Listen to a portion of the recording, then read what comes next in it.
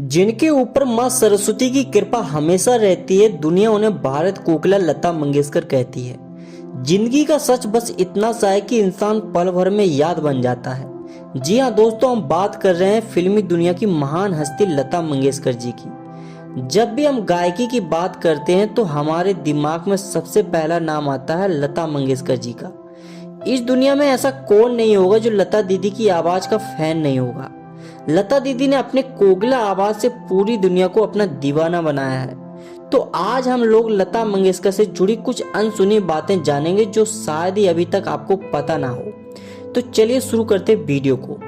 लता मंगेशकर जी का जन्म 28 सितंबर 1929 को मध्य प्रदेश के इंदौर जिले में हुआ था। उनके पिता का नाम दीनानाथ मंगेशकर था, जो कि गायक और थिएटर एक्टर थे, और उनकी माता का नाम सेवंती मंगेशकर था। दोस्तों, आपको यह जानकर आश्चर्य होगा कि लता मंगेशकर ने फिल्मी दुनिया में अपना कदम एज ए सिंगर नहीं बल्कि एज ए एक्ट्रेस रखा था।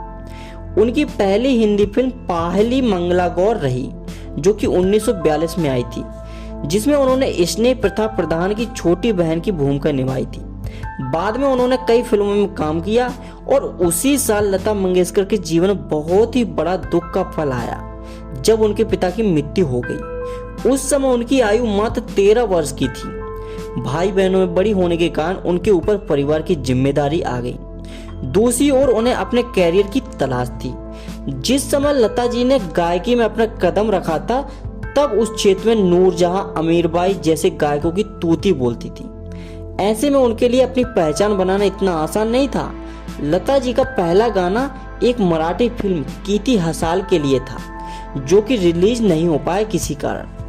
फिर आया 1947 का वो साल, जिसमें बसंत जोगलेकर ने अपनी फिल्म में लता जी को गाने का मौका दिया। फिर क्या था, इस गाने ने लता जी की किस्मत और तकदीर दोनों पलटकर रख दी, और इस गाने के बाद कभी पीछे मुड़कर नहीं देखा।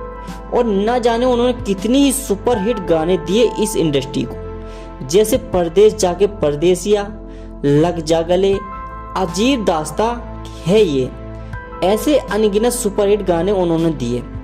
1960 से 1990 तक हर किसी के होठों पर लता जी के नाम होता था। किशोर कुमार और लता मंगेशकर की जोड़ी ने मिलकर हमारे इंडस्ट्री को बहुत सारे सदाबहार गाने दिए, जिसे आज भी सुनकर हमारे मन में खुशी की लहर झूम उठती है। लता मंगेशकर ने अपने जीवन में बहुत सारे पुरस्कार जीते हैं, जिसमें राष्ट्रीय पुरस्कार पद्म भूषण से लेकर भारत रत्न तक शामिल है। दोस्तों, फिर आया 6 फरवरी 2022 का वो दिन जब लता मंगेशकर जी हम सबके बीच नहीं रहीं, लेकिन उनकी यादें और उनके सदाबहार गाने हमेशा हमारे बीच मौजूद रहेंगे। RIP लता मंगेशकर।